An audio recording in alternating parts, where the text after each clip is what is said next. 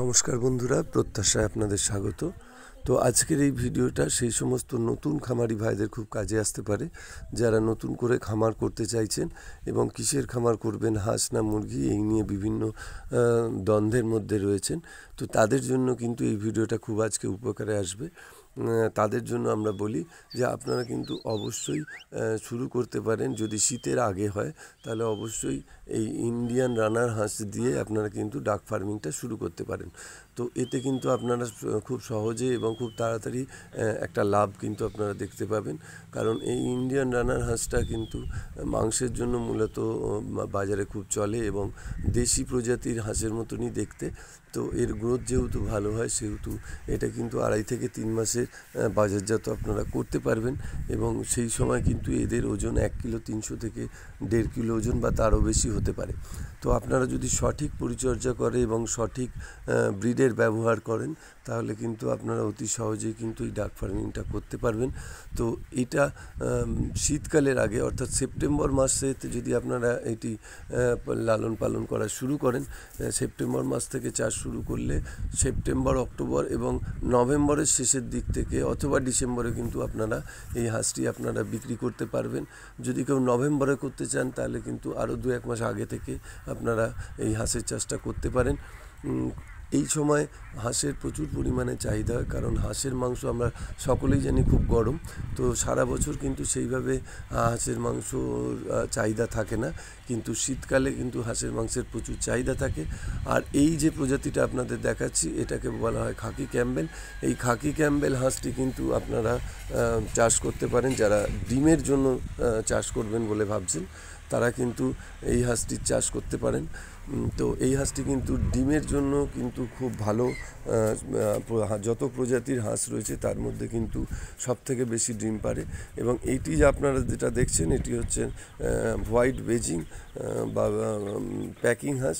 তো এই প্যাকিং হাঁস বা বেজিং হাঁস কিন্তু মাংসের জন্য খুব ভালো, সেক্ষেত্রে কিন্তু আপনারা এই হাঁসটি নিয়েও আপনারা চাষ করতে পারেন। এই হাঁসটি কিন্তু 3 থেকে 4 কিলো পর্যন্ত ওজন হতে পারে। তবে এই হাঁসের চাষ করতে গেলে কিন্তু তার জন্য একটা পরিবেশ লাগবে। এই পরিবেশটা যেটা আমরা দেখাচ্ছি দেখুন, এই ধরনের একটা পরিবেশ কিন্তু হাঁস চাষের পক্ষে খুব আদর্শ। হাঁসের ফার্ম করতে গেলে সেক্ষেত্রে কিন্তু আপনাদের অবশ্যই জলাশয় রাখতে হবে। একটা জলাশয় বা ডোবা থাকলে কিন্তু সেখানটা কিন্তু খুব ভালো আপনারা রেজাল্ট পাবেন। কারণ ডাক ফার্মিংয়ের ক্ষেত্রে যেটা সব থেকে বেশি আগে প্রয়োজন সেটা হচ্ছে এর কিন্তু ফিডিং কস্টিংটা, অর্থাৎ এর খাবারের যে খরচটা রয়েছে সেই খাবারের খরচটা যদি আপনারা কন্ট্রোল করতে পারেন তাহলে সেক্ষেত্রে কিন্তু আপনারা হাঁস চাষে অবশ্যই আপনারা লাভ করতে পারবেন। তার জন্য আপনারা কিন্তু অবশ্যই পুকুর রাখবেন এবং যে জায়গায় হাঁসকে আপনারা চড়াবেন অর্থাৎ হাঁসের চারণভূমি কিন্তু অবশ্যই যেন রোদ এবং ছায়াযুক্ত হয়। এইভাবে রোদ দেখুন, যেভাবে আমরা ভিডিওতে দেখাচ্ছি এই ধরনের রোদ এবং ছায়াযুক্ত যদি আপনারা ফার্ম করেন তাহলে সেক্ষেত্রে কিন্তু আপনাদের অবশ্যই লাভ হবে। আর এই হাঁসের যে ব্রিড, অরিজিনাল ব্রিড আমাদের কাছে আপনারা পেয়ে যাবেন। তো যাদের দরকার হবে আমাদের সঙ্গে যোগাযোগ করতে পারেন, আমাদের ফোন নাম্বার স্ক্রিনে দেওয়া আছে। তারা কিন্তু সব ধরনের হাঁসই আমাদের কাছ থেকে পেয়ে যাবেন। আর আমাদের ভিডিও যদি আপনাদের ভালো লেগে থাকে তাহলে অবশ্যই লাইক এবং সাবস্ক্রাইব করবেন এবং কোনো কিছু এই ফার্ম সংক্রান্ত বিষয়ে যদি জানার থাকে তাহলে আমাদের লিখে জানাতে পারেন, আমরা কিন্তু তার যথাযথ উত্তর দেব।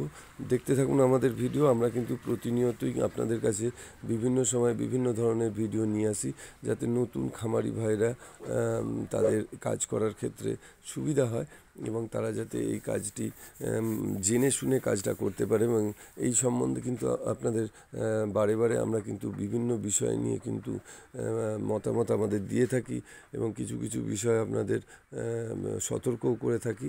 তো এই জিনিসগুলো যদি আপনারা মেনটেন করতে পারেন তাহলে কিন্তু আপনারা অবশ্যই হাঁস চাষ করতে পারেন এবং হাঁস চাষ অবশ্যই আপনারা শীতকালের আগে যদি করেন, বিশেষ করে মাংসের হাঁসটি, তো শীতের সময় যদি আপনারা এই মাংসের হাঁসটি বিক্রি করতে পারেন তাহলে কিন্তু আপনারা কিন্তু খুব লাভ পাবেন এবং ভালো দামে কিন্তু বিক্রি হয়। সারা বছর হাঁসের যে দাম থাকে এই শীতকালে কিন্তু সেই হাঁসের দামটি কিন্তু তার থেকে অনেকটাই বেশি পাওয়া যায়।